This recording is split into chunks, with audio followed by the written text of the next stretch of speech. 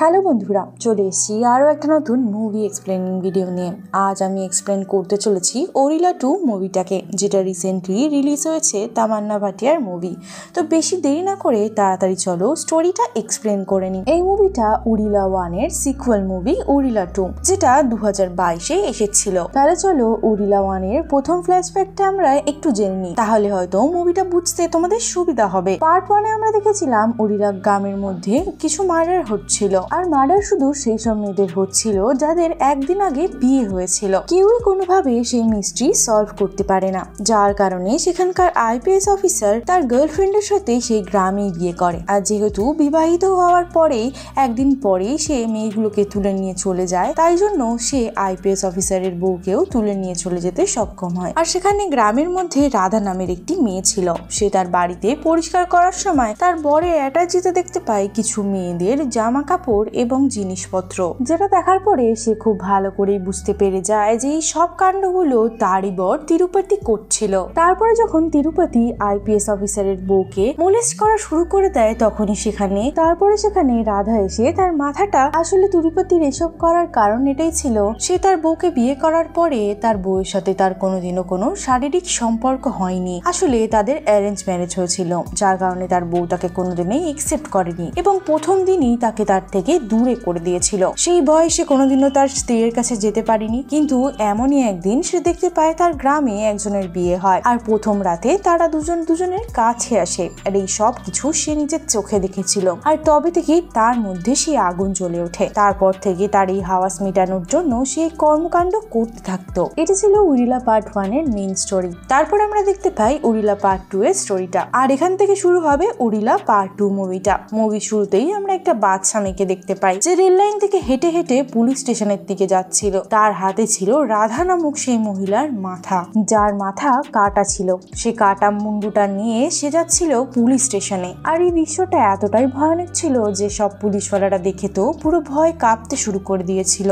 আর এখান থেকেই চলে যায় গল্পটা মেন গল্পতে, মানে ফ্ল্যাশব্যাকে, যেখানে আমরা দেখতে পাই যেদিন তিরুপতি মরে গিয়েছিল। তিরুপতি মরে যাওয়ার পরে ডক্টর তার গলাটাকে জুড়ে বাড়িতে পাঠিয়ে দেয় কাজ করার জন্য। কিন্তু গ্রামের সবাই তো সবকিছুই জেনে গিয়েছিল যে তিরুপতি এইসব মার্ডার গুলো করে আসছে, যার কারণে কেউ তার শেষ কার্যে হাতও লাগাতে চাইছিল না। আর এখানে আমরা দেখতে পাই তিরুপতির ভাই আর তার বেস্ট ফ্রেন্ডই তার লাশটাকে নিয়ে তার বাড়ি এসেছিল আর তার কাজ করতে চেয়েছিল।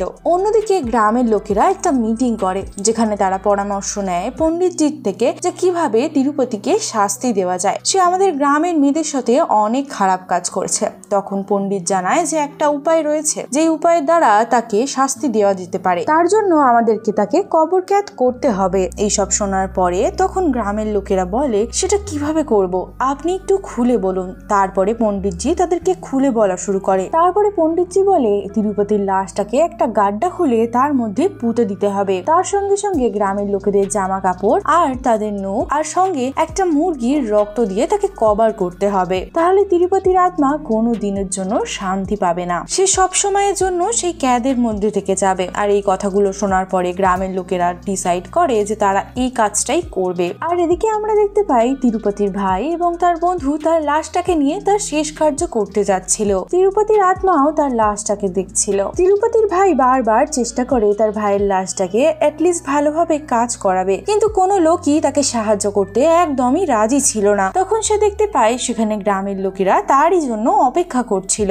এখানে তিরুপতির ভাই গ্রামের সব লোকেদেরকে রিকোয়েস্ট করে যাতে তারা তার ভাইকে ক্ষমা করে দেয় এবং তার শেষ কার্যে তার সঙ্গে একটু হাত লাগায়। কিন্তু গ্রামের লোকেরা তার একটা কথা শোনে না, আর সেই পণ্ডিতের বলা মেথডের অনুযায়ী তিরুপতির লাশটাকে সোজাভাবে পুঁতে দেয়। আর অন্যদিকে আমরা কিছু সাধুদেরকে দেখতে পাই, যেখানে আমরা দেখি যে তারা হিমালয়ের গুফাতে বসে ধ্যান করছিল। তখনই সেখানে তাকে একটা গুরুজির চোখ খুলে যায় এবং সে বলতে থাকে উরিলা গ্রামের মধ্যে বড় একটা তুফান আসতে চলেছে, সেখানে বহুত ভয়ানক আত্মা জেগে উঠবে। এই সবকিছু শোনার পরে তাদের শিষ্যরা তাকে জিজ্ঞাসা করে যে তাহলে কি হবে। তখন সেই গুরুজি বলে, যখনই কোনো খারাপ শক্তি আসে তার সঙ্গে সঙ্গে কোনো ভালো শক্তিও জন্ম নেয় তাকে আটকানোর জন্য, আর নিশ্চয়ই সেখানেও কেউ না কেউ আসবে। তারপরে সিনটা 6 মাস পরে উরিলা গ্রামে শিফট হয়, যেখানে আজকে এতগুলো দিন পরে এখানে বিয়ের অনুষ্ঠান হচ্ছিল। রাতে যখন পণ্ডিত সেখানে বিয়ে করানোর জন্য যাচ্ছিল, তখন সেখানে কিছু ছেলেপুলেরা বসে মদ্যপান করছিল এবং তারা পণ্ডিতজিকে ডেকে বলে সেখানে তাদের সাথে বসে মদ্যপান করতে। আর পণ্ডিতজিও লোভ না সামলাতে পেরে তাদের সঙ্গে বসে গিয়ে 2 প্যাক মেরে নেয়। আর তাদের মধ্যে কথাবার্তা হচ্ছিল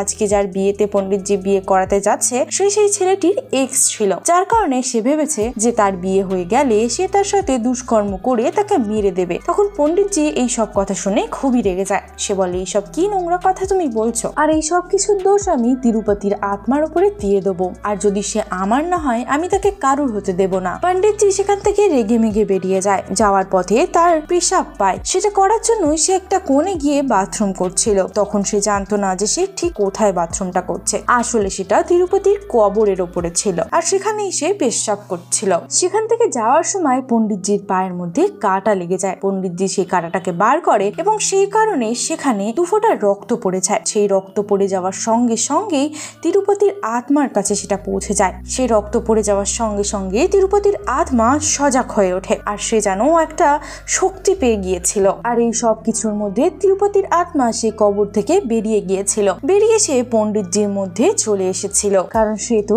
এই দিনটার জন্যই এতদিন ধরে অপেক্ষা করেছিল। পণ্ডিতজি যখন বিয়ে বাড়িতে গিয়ে পৌঁছায় তখন সেখানে স্বামী স্ত্রী এসে তার পায়ে প্রণাম জানায়। তখনই সেখানে সদ্য বিয়ে করা বউটাকে দেখে তিরুপতির মনে আবারও লালসা জাগতে থাকে, আর সে আবারও নিজের স্বপ্নকে পূরণ করার চেষ্টা করবে ভাবে। তারপর সেই দিন রাত্রেবেলা বড় বউ যখন দুজন দুজনের কাছে আসছিল সেই সময় সেখানে পণ্ডিতজি চলে আসে আর বরটাকে মারতে থাকে। এটা দেখার পরে সে বউটা জোরে জোরে চিল্লাতে থাকে আর বলতে থাকে, আপনি এটা কি করছেন? তখন তিরুপতি তাকে বলে, আমি তোর কাছে আমার হাওয়াস মেটাবো, কারণ আমি এখন জেগে গিয়েছি। তিরুপতি এখন জেগে গিয়েছে রে। এটা শোনার পরে বউটা তো পুরোপুরি শকড হয়ে যায়। অন্যদিকে গ্রামের লোকেরা জানতে পেরে গিয়েছিল যে পণ্ডিত এরম ভাবে একটা বউয়ের ঘরে ঢুকেছে, আর এই কারণে পুলিশের থেকে শুরু করে সব গ্রামের লোকেরা পণ্ডিতকে ধরার জন্য চলে আসে। পুলিশ এসে পণ্ডিতকে ধরে নিয়ে যায় আর আচ্ছা করে ধুলাই দেয়, মানে খুব মারধর করে। কিন্তু এদিকে পণ্ডিতের তো কিছু মনেই নেই যে সে কি করেছে, কি হয়েছে, সে তো কিছু বুঝতেই পারছে না, কারণ তিরুপতি তো এখন তার শরীরে ছিল না, তার শরীর থেকে বেরিয়ে গিয়েছিল। এই সব কিছুর পরে পণ্ডিতজি সেই ছেলেগুলোর কথা বলে, সেই ছেলেগুলো যেগুলো বলেছিল যে তার গার্লফ্রেন্ডকে সে তুলে নিয়ে আসবে এবং তার সাথে এই কাজ করবে। তখন পুলিশ সেই চ্যাংড়া ছেলেগুলোকেও তুলে আনে আর তাকেও অনেক মারধর করে, কিন্তু তাদের কাছ থেকেও তো কিছু বেরোয় না। অন্যদিকে আমরা তিরুপতির আত্মাকে দেখতে পাই, যে কিনা পুরো গ্রামের মধ্যে তার সাইকেল নিয়ে ঘুরে বেড়াচ্ছিল। তারপর সিন চেঞ্জ হয়, আমরা আল্লাহ বকশু নামের একজন লোককে দেখতে পাই। সে আসলে একটা পীর বাবা ছিল। সে ভূত পেত এইসব কিছুকে তাড়াতো, কালো শক্তিকে সে একদমই পছন্দ করতো না। তখন একটা ফ্যামিলি তার ছোট্ট বাচ্চা মেয়েকে নিয়ে আসে। তখন পীর বাবাটা তার বাবা মাকে বলে যে একটা কালো মুরগির মাংস নিয়ে গ্রামের সীমানায় রেখে আসার জন্য, আর এটা যেন তারা রাত্রে বেলায় করে। কথা মতন তার বাবা মা সেই রিচুয়ালটাকে করার জন্য গ্রামের সীমানায় রাত্রেবেলায় কাজটা করে আসে। আর সেই দিন রাতে ভেঙ্কটেশ নামের একজন ছেলে গ্রামে অনেক রাত করে বাড়ি ফিরছিল। সে এই রিচুয়ালটাকে দেখতে পায় আর সে একটা ভয়ঙ্কর কাণ্ড দেখতে পায়। সে দেখতে পায় তিরুপতির আত্মা তার কবর থেকে বেরিয়ে আসে এবং সেই মুরগিটাকে জ্যান্ত চিবিয়ে খেয়ে নেয়। পরের দিন সে একটা শপে এসে ইনসিডেন্টটা ডিসকাস করছিল, কিন্তু তার কথা তো কেউই কোনো বিশ্বাস করে না, শুধু ওই পীর বাবা আল্লাহ বকশুই সেই কথাটাকে বিশ্বাস করেছিল। তখনই সেখানে একটা লোক চলে আসে সেই দোকানে এবং আল্লাহ বকশুকে বিয়ের কার্ড দেয়। সে বলে, সে জানায় যে তার মেয়ের বিয়ে রয়েছে। তখন আল্লাহ বকশু তাকে জানায় যে তুমি জানো না এখন কি অবস্থা চলছে গ্রামের, এই অবস্থায় তুমি বিয়ে করাচ্ছ, সবই ঠাকুরের আশীর্বাদে ঠিক হয়ে যাবে। দেখতে দেখতে সেই মেয়েটার বিয়ের দিনও চলে আসে। সেই বিয়েতে পঞ্চায়েতও গিয়েছিল। গ্রাম পঞ্চায়েত গিয়ে সেখানে 161 টাকা দিয়েছিল, যার কারণে পঞ্চায়েতের সঙ্গে মেয়ের বাবার খুব ঝামেলা বেঁধে যায়। বিয়ে শেষ হওয়ার পরে সবাই সবার বাড়ি যাচ্ছিল। সারপঞ্চও তার বাড়ি যাচ্ছিল। রাস্তায় সে বাথরুম করার জন্য একটা ব্রেক নেয়। তখন আমরা দেখি সে যায় তিরুপতির ওই কবরস্থানের ওখানে গিয়ে সেখানে বাথরুম করছিল। এবারে সে যে বাথরুম করতে গেছে সে খুব ভালো করে জানতো এখানে তিরুপতির কবরস্থান রয়েছে, আর সে বলেই সেখানে বাথরুম করছিল। তখন সারপঞ্চ বলতে থাকে,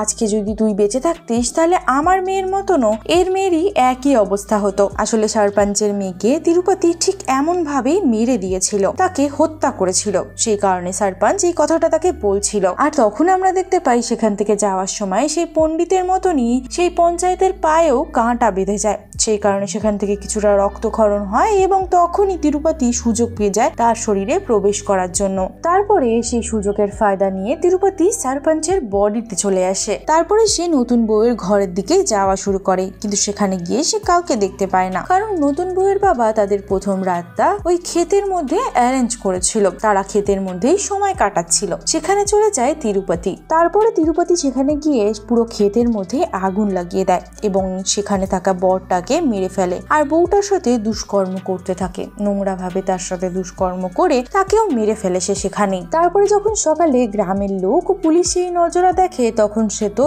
পুরো অবাক হয়ে যায় যে এটা কি ঘটছে এই গ্রামে। তারপর পুরো গ্রামের লোকেরা সরপঞ্চ আর পণ্ডিতকে ধরে সবার সামনে এসে খুব মারধর করছিল। তারপরই সেখানে আল্লাহ বকশু আর ভেঙ্কটেশ চলে আসে এবং তারা বলে যে এদের এতে কোনো দোষ নেই, এরা এগুলো জেনে বুঝে করেনি। আল্লাহ বকশু তখন বলে তোমরা তিরুপতির কবর বানিয়ে তোমাদের জন্য কবর ডেকে এনেছো। এরপরে ভেঙ্কটেশ কিছু ভিডিও ক্লিপ সব গ্রামের লোকেদেরকে দেখায় যেখানে তারা সবাই দেখতে পায় তিরুপতির সাইকেল একা একাই প্যাডেল করে চলছে, মানে সেখানে তিরুপতির আত্মাই সেটা চালাচ্ছে, না হলে একা একা সাইকেলটা কিভাবে চলতে পারে। এইসব দেখার পরে গ্রামের লোকেরা পুরোপুরি অবাক হয়ে যায় যে সব ঘটনা কেন ঘটছে। তারপরে তিরুপতির বাড়ির লোকেরা তার কাছে যায় এবং তাদের পছন্দ মতো তার পছন্দ মতো খাবার দাবার সেখানে রেখে আসে। সেখান থেকে চলে আসার পরে আমরা দেখতে পাই তিরুপতি তার কবর থেকে বেরিয়ে সেখান থেকে তার খাবার দাবার গুলোকে খায় আর তার সঙ্গে সঙ্গে তার সাইকেলটাকেও নিয়ে চলে এসেছিল তার ফ্যামিলি মেম্বাররা। গ্রামের লোকেরা বিশ্বাস করেই নিয়েছিল যে তিরুপতির আত্মা রয়েছে। তারা খুব ভালো করে বুঝতে পারছিল যে তিরুপতির আত্মা খুব ক্ষেপে রয়েছে। কিন্তু তখনই সেখানে একটা নতুন পুলিশ অফিসারের পোস্টিং হয় যে কিনা এইসব একদমই বিশ্বাস করতো না আর তোয়াক্কাও করতো না। আর সে আল্লাহ বকশুর কথাগুলোতে মিথ্যে অভিযোগ দিয়ে দেয় আর তারপরে সে বলতে থাকে এইসব জিনিসের ওপরে তোমার হাত তো নেই, এই কারণেই হয়তো তুমি গ্রামের সরপঞ্চ আর সেই পণ্ডিতকে বাঁচাচ্ছ। তখন আল্লাহ বকশু বলে যে যেই জিনিসগুলো আমরা দেখতে পাই না সেগুলো যে নেই তার কোনো মানে হয় না, কিন্তু যেরম ভাবে ভগবান রয়েছে সেরম ভাবে শয়তানও রয়েছে। তখন সেই লোকটা বলে যে ঠিক আছে, আমি তোমার এই ভ্রমটাকে পুরোপুরি শেষ করে দেবো, তাহলে আজকে রাতে আমি এই কবরের কাছেই থাকবো সারা রাত। তারপরে পরের দিন সকালে কনস্টেবল যখন কমিশনারের জন্য চা নিয়ে আসে তখন সে দেখতে পায় সে চুপ করে চেয়ারে বসে রয়েছে এবং তার একটা চোখ তার মুখ থেকে বার করে নেওয়া হয়েছে। তারপরে যখন সেই কনস্টেবল তাকে ধাক্কা দেয় তখন সে দেখতে পায় তার লাশটা উল্টো হয়ে সামনে পড়ে যায়, মানে অলরেডি সেই কমিশনার মারা গিয়েছে। আর তারা দেখতে পায় সেই পুলিশ অফিসারের পিঠটা পুরো চেরা, মানে রক্ত মাংস সব বার করে নেওয়া হয়েছে, সেখানে শুধু হাড় পাঁচড়াই দেখা যাচ্ছে। আর গ্রামের লোকেরা যখন এই সবকিছু জানতে পারে সবাই তখন খুবই ভয় পেয়ে যায়। তারা বুঝতে পারছিল না তারা এখন কি করবে। তারপরে তাদের মনে পড়ে তিরুপতির বউ রাধার কথা, যে কিনা এখন জেলে রয়েছিল। আগের বারে রাধাই ছিল যে তাদের গ্রামের সমস্যাটাকে মিটিয়েছিল। এই সব কিছু শোনার পরে রাধা তখন বলতে থাকে আমরা এত কিছু করে তিরুপতির সমস্যাটাকে মিটালাম আর তোমরা তাকে কবরদণ্ড দিয়ে তাকে আবারও সেই গ্রামের মধ্যেই রেখে দিয়েছিলে। গ্রামের লোকেরা তাকে কোনো সমাধানের জন্য বলে। তখন সে বলতে থাকে তার দিদা একটা অনেক বড় সাধু ছিল, সে নিজের ধ্যানের মধ্যে সব সময় লীন থাকতো। আমার বড় বোন ভৈরবী দিদাকে দেখে অনেক বেশি প্রভাবিত ছিল আর এরম ভাবেই সে দিদার কাছ থেকে একটা রহস্যময় ব্যাপারে জেনেছিল। মেয়েদের মাসিক শুরু হওয়া থেকে মাসিক শেষের দিন অবধি যদি কোনো কুমারী মেয়ে শিবের আরাধনা করে তাহলে সে অনেক শক্তি লাভ করে। আর এর পরে পরে দিদার পরে ভৈরবীও ভগবান শিবের অনেক বড় ভক্ত হয়ে যায়, তার কাছে শক্তিও রয়েছে। আর এখন যদি তোমাদের সাহায্য কেউ করতে পারে সেটা শুধুমাত্র ভৈরবী করতে পারবে। আর এখন প্রশ্ন হচ্ছে ভৈরবী কোথায় পাওয়া যাবে তাকে? একটা মন্দির রয়েছে যেখানে ভৈরবী আজও অব্দি আসা যাওয়া করে। এটা শোনার পরে গ্রামের লোকেরা ভৈরবীর কাছে হেল্প চাওয়ার জন্য ওখানে চলে যায়। তারপরে আমরা ভৈরবীকে দেখতে পাই যার কাছে অনেক শক্তি ছিল, সে শুধু লোকেদেরই হেল্প করত। যখন গ্রামের লোকেরা ভৈরবীর সাথে দেখা করে তখন ভৈরবী তাদেরকে পুরোপুরি না বলে দেয়, কারণ তারাই এই প্রবলেমটাকে তাদের গ্রামে এনেছিল, তাদেরকেই ডিল করতে হবে এই ব্যাপারটা দিয়ে। কিন্তু হাতে পায়ে ধরাতে জোর করাতে লাস্টে ভৈরবীকে তাদের সাহায্য করতেই হয়। তারপরে ভৈরবীও তাদের কথা মতন গ্রামে চলে আসে। গ্রামে এসে কন্টিনিউয়াস সে মন্ত্র জাপ করছিল আর তাকে বন্ধন করার চেষ্টা করছিল, মানে সেই ভূতটাকে। তিরুপতির কবরের কাছে গিয়ে সে গ্রামের লোকেদেরকে জানিয়ে দেয় তিরুপতির আত্মাটাকে আমাদেরকে কিছুদিনের জন্য কবর বন্ধ করতেই হবে, না হলে সবকিছু নষ্ট হয়ে যাবে। আর তারপরে তার কাপাট কর্ম করতে হবে। তারপরে সে 4 নন্দীর মূর্তি আর কিছু দড়ি আর তার সঙ্গে কিছু ত্রিশূল দিয়ে তার কবরটাকে বন্ধ করে দেয়, যাতে করে তার আত্মাটা সেখান থেকে কোনোভাবে বাইরে না আসতে পারে। তারপরে সে গ্রামের লোকেদেরকে জানিয়ে দেয় যে এই চক্রটা 15 দিন যেন ঠিক এইভাবেই থাকে, কেউ যেন ওটাকে না ছুঁয়ে না সরিয়ে দেয়, তাহলে কিন্তু বিপদ ঘনিয়ে আসবে। এটা শোনার পরে গ্রামের লোকেরা ডিসাইড করে যে এই কবরের কাছে সবাই এসে বাড়ি বাড়ি করে পাহারা দেবে। যতদিন না 15 দিন হচ্ছে ততদিন গ্রামের লোকেরা বলে যে তুমি এখানেই থেকে যাও। আর গ্রামে এই জিনিসগুলোর খবর সব জায়গায় ছড়িয়ে গিয়েছিল, যার জন্য মিডিয়া রিপোর্টার থেকে শুরু করে অনেকেই আসছিল। এমনই একজন রিপোর্টার ড্রোন দিয়ে এই জিনিসটাকে শুট করছিল। তখনই তার ড্রোনটা ওই কবরের মধ্যে গিয়ে পড়ে। সে সেটাকে তুলতে যেতে চায়, কিন্তু সে যাওয়াতে সেখানে দাঁড়িয়ে থাকা গার্ডটা তাকে তুলতে দেয় না। আসলে গ্রামের একটি লোক সেই কবরটাকে পাহারা দিচ্ছিল, কিন্তু ততক্ষণের জন্য তো সেই রিপোর্টারটা চলে গিয়েছিল। তবে রাত দিয়ে সে আবারও আসে সেই কবর থেকে সে তার ড্রোনটাকে নিয়ে যাওয়ার জন্য। যখনই সেই কবরে সে হাত দেয় আর ড্রোনটাকে তোলে, তখন তার সঙ্গে সঙ্গে কিছু ধাগা সরে যায়, যার কারণে সেখান থেকে তিরুপতির আত্মা চলে আসে সেই রিপোর্টারের শরীরে। রিপোর্টারের শরীরে আসার পরে প্রথম কাজ সেটাই করে, সে ভৈরবীর সাথে দেখা করতে চায়। সেই সময় ভৈরবী স্নান করছিল। তিরুপতি তাকে দেখে তার মনে লালসা জেগে যায়। সে মন্দিরের ভেতরে ঢুকতে চায়, কিন্তু একটি সাপ তাকে মন্দিরের ভেতরে কিছুতেই ঢুকতে দেয় না। তারপরে ভৈরবী আসে এবং তাকে লাথ মেরে মন্দির থেকে বার করে দেয় এবং মন্ত্র শক্তির দ্বারাই তাকে সেখান থেকে দূরে করে দেয়। ভৈরবী তখন তাকে বলে, আমি থাকতে তুই এই গ্রামের কিচ্ছু করতে পারবি না। এইরকম ধরনের তিরস্কার দেখে তিরুপতির অনেক রাগ হয়। তাই জন্য তিরুপতি সেখান থেকে চলে যায়। কিছু সময়ের জন্য তিরুপতি যেন পুরোপুরি হাওয়াই হয়ে গিয়েছিল। দেখতে দেখতে বেশ কয়েকটা দিন কেটে যায়। সেখানে তিরুপতির কোনো আতঙ্ক ছিল না। এমনই একদিন গ্রামের লোকেরা ভাবে যে এখন তো সব মিটে গিয়েছে, তাহলে আমরা শান্তি কামনার জন্য একটা ফেস্টিভ্যাল জানাই। সেই কারণে মন্দিরে মিটিং হচ্ছিল। সেখানে আমরা দেখতে পাই তিরুপতির আত্মার জোরে জোরে আওয়াজ হতে শুরু করে। সবাই তো ভয় পেয়ে যায়। তার আত্মা জানায় যে সে আবারও ফিরে এসেছে আর কাউকে সে শান্তি মতন বাঁচতে দেবে না।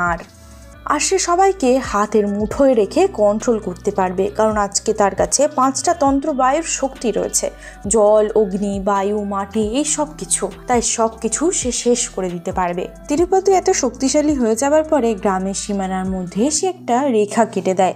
সেই রেখার এপার ওপার কেউ যেতে পারবে না, যে যাবে তারই মৃত্যু হবে। কিন্তু একটা লোক সে কথা মানে না। সে ভাবে হয়তো ওইটা মিথ্যে কথা, যার জন্যই পরের দিন সে সেই রেখার বাইরে ভুল করে চলে যায় আর তৎক্ষণাৎ তার মৃত্যু হয়ে যায়। এটা দেখার পরে তো গ্রামের লোক অতিরিক্ত ভয় পেয়ে গিয়েছিল। কেউ সেই রেখার বাইরে যাচ্ছিল না। আস্তে আস্তে খিদের চোটে ফসল নষ্ট হচ্ছিল। খাবার দাবারের কোনো জোগাড় নেই, কেউ বাইরে যেতে পারছে না, টাকা পয়সা নেই, খাবার দাবার নেই। এইসবের কারণে এমনি লোক মরছিল। আর আমরা দেখতে পারি এদিকে একটি ফ্যামিলি, যে ফ্যামিলিটা প্রথমে পীর বাবার কাছে গিয়েছিল, তার মেয়ে অসুস্থ হয়ে পড়ে। তার মেয়ে অসুস্থ হওয়াতে তারা ভৈরবীর কাছে আসে এবং তাকে বলে যে তার মেয়েকে সুস্থ করে দেওয়ার জন্য, আর তাকে ডাক্তারখানায় নিয়ে যেতে চায় তারা কোনোভাবে ব্যবস্থা করে দিতে। তখন ভৈরবী একটা প্ল্যান বানায়। ভৈরবী তখন রাধাকে তিরুপতির কাছে পাঠায় নতুন বউ সাজিয়ে, যাতে করে সে তাকে একটু অন্যমনস্ক করতে পারে। আর এইদিকে ভৈরবী মাইকে মন্ত্র জাপ করতে থাকবে, যাতে করে তিরুপতির শক্তি কিছুটা কম হতে পারে। এই সুযোগে যেন বাচ্চা মেয়েটাকে নিয়ে তার বাবা মা হসপিটালে যেতে পারে। কিন্তু ইতিমধ্যেই যখন সে মাইকে মন্ত্র জাপ করছিল, সেখানকার ইলেকট্রিসিটি চলে যায়, যার কারণে মন্ত্র বন্ধ হয়ে যায় এবং তিরুপতির শক্তি আগেরই মতন সজাগ হয়ে যায়। আর সে বুঝতে পেরে যায় যে তার বিরুদ্ধে কোনো একটা চক্রান্ত করা হচ্ছিল। আর সেই কারণে সেই বাবা মাটা যে বাচ্চা মেয়েটাকে নিয়ে যাচ্ছিল অসুস্থতার কারণে, সেই বাচ্চা মেয়েটার শরীরে তিরুপতি প্রবেশ করে নেয় এবং তার শরীরে গিয়ে সে তার স্ত্রী মানে রাধার গলা কেটে পুলিশ স্টেশনে নিয়ে চলে আসে। আর এই সিনটাকে আমাদেরকে সর্বপ্রথম দেখানো হয়েছিল। এই সব কিছুর পরে গ্রামের লোকেরা তো খুবই ভয় পেয়ে যায়। তারা তো তিরুপতিকে বলে যে আমরা তোমার জন্য কি করতে পারবো, যাতে করে তুমি আমাদেরকে ক্ষমা করে দাও। তখন তিরুপতি জানায় সে ভৈরবীর সাথে একটা রাত থাকতে চায়, তাহলেই এই গ্রাম ছেড়ে সে চলে যাবে। আর ভৈরবী গ্রামের রক্ষার জন্য সে রাজি হয়ে যায়। আর সেই কারণে ভৈরবীকে নতুন বউয়ের মতন সেজে তিরুপতির সামনে যেতে হয়। তিরুপতি ভেঙ্কটেশের শরীরে এসে তার সামনে দাঁড়ায়। আর তারপর আমরা দেখতে পাই ভৈরবী ভগবানের জাপ করছিল, মানে তার শিব ঠাকুরের জাপ করছিল। এটা দেখার পরে তিরুপতি খুব রেগে যায় যে এখনো অবধি সে শিবের জাপ করে যাচ্ছে। আর এই জাপের কারণে সে তার কাছে আসতে পারছিল না। আর অন্যদিকে আমরা দেখতে পাই যেটা শোনার পরে তিরুপতির অনেক রাগ হয়, আর সেই কারণে সে ভৈরবীকে মারতে শুরু করে দেয়। আর এই সব কিছু সে সেই মন্দিরের বাইরেই করছিল, যাতে করে সব গ্রামের লোকেরা এই সব কিছু দেখতে পারে। অন্যদিকে আল্লাহ বাকসু ভৈরবীর কথাতে তিরুপতির কবরের কাছে চলে যায় এবং তার কবরটাকে বার করে তাকে মুক্তি দেওয়ার ব্যবস্থা করতে থাকে। আর এদিকে শেষবারের মতন ভৈরবীকে একটা মন্ত্র জাপ করতে হতো, যেটা করলেই তিরুপতিকে মুক্ত দেওয়া যেত। কিন্তু তিরুপতির মারে সে তো সেখানেই অজ্ঞান হয়ে পড়ে যায়। আর তখনই আমরা একটা দেবীর মতন বাচ্চাকে দেখতে পাই, যে কিনা মন্দিরের ভেতরে গিয়ে নন্দী মহারাজের কাছে গিয়ে সাহায্য চাইতে থাকে। আর তার কথা শুনেই নন্দী মহারাজ স্বয়ং আসেন আর ভৈরবীকে জাগিয়ে দেন। মন্ত্রজাপ পূরণ হওয়ার পরেই ভৈরবীর কাছে শিবের কিছু শক্তি চলে আসে। দেখতেই দেখতে ত্রিশূল দিয়ে তিরুপতির আত্মাকে সে মেরে ফেলে। তিরুপতির আসল বডিটাকে তো সৎকার করে দিয়েছিল আল্লাহ বাকসু। আর এইভাবেই তিরুপতির আত্মা এখানেই শেষ হয়ে যায়, আর এর সাথে সাথে মুভিটাও এখানে শেষ হয়ে যায়। তো বন্ধুরা, তোমাদের এই মুভি এক্সপ্লেনেশনটি ঠিক কেমন লেগেছে আমাকে কমেন্ট সেকশনে কিন্তু জানাতে একদম ভুলো না। ভিডিওটা ভালো লাগলে ভিডিওটাকে একটা লাইক করো, চ্যানেলটাকে সাবস্ক্রাইব করে বেল আইকনটা ক্লিক করে নিও। দেখা করছি আরও একটা নতুন ইন্টারেস্টিং মুভি এক্সপ্লেনিং ভিডিও নিয়ে। ততক্ষণের জন্য ভালো থেকো, সুস্থ থেকো।